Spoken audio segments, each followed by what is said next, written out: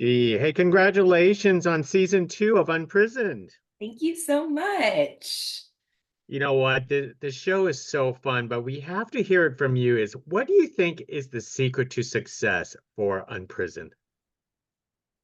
I think the secret to success is on surface when you just kind of tell this story about a man coming home, after being incarcerated and trying to rehabilitate. It's always like a sad story. There's always, and I think in telling stories of people of color, it always feels like there needs to be a lot of, I don't know, trauma or sadness to talk about that. And I think the success is that there's so much joy in this and hope in this storytelling, and it makes it authentic. Like, not everyone has this specific story, but they understand the complicated relationships with their family. And I think that's a key to telling stories with people of color, to not feel like it's like you're looking outside in, like their experience does not resonate.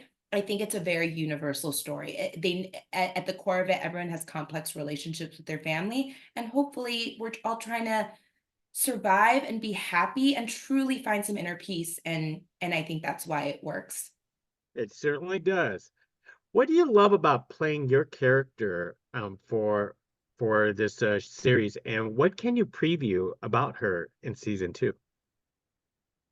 The thing I love about playing Esty is she is really unapologetically herself, and not in any way that feels like she's trying to hide something. I think she genuinely finds joy. And sometimes as I get older, I feel like a lot of people are jaded, or they're weighed down with anxieties or just life being life.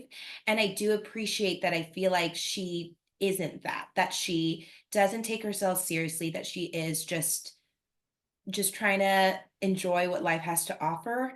But I think it's also interesting in this season, you're going to see that, especially as Esty is watching how Paige, Edwin, and Finn, everyone is trying to understand themselves and be the best version of themselves. Esty is in her way doing the best to really understand herself, just about her identity as a Korean woman. And I think that's really important, and I think it's very special, and I think it's a beautiful story to tell. Do you think SD has a hard time competing for Paige's attention? Because I feel like everyone is trying to get into Paige's head. Yeah, ST and Paige have an interesting relationship, because not every sister relationship is like buddy buddy, where they're all besties and they're going to talk about their love life and whatever. So we have this really beautiful bond where, like, because they met as foster sisters, like they are sisters, and there's clearly this beautiful sister love, but they also trust each other so much that they can talk about the boys and all that stuff. I don't necessarily think Esty feels like she needs to compete with it. I also think that because Esty has seen the history of Paige's life and the complexities of being with my parents versus being with Edwin, and just watching that, I think she knows how to offer a lot of grace to Paige. I think she knows that Paige has a lot of stuff, and also Essie's the only is one of the people who can really call it for what it is. And so I don't think it's that. I think she's just very patient and understanding that Paige has to deal with Paige and her life according to what just will work in the bigger picture. Excellent. And one last question, G, is the there Paige has a little page that she that pops in now and then. I want to know about your little G and who is she and what is she like, and do you listen to her?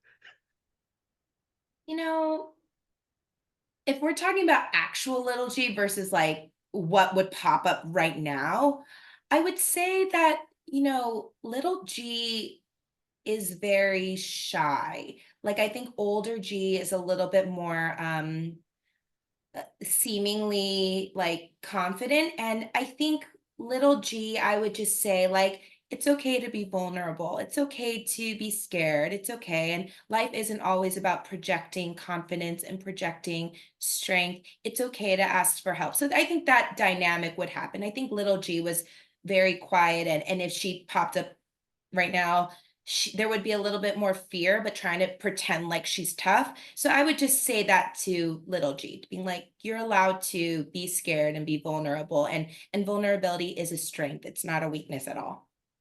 Well said. Thank you very much Thank you for so speaking. much. Thank you.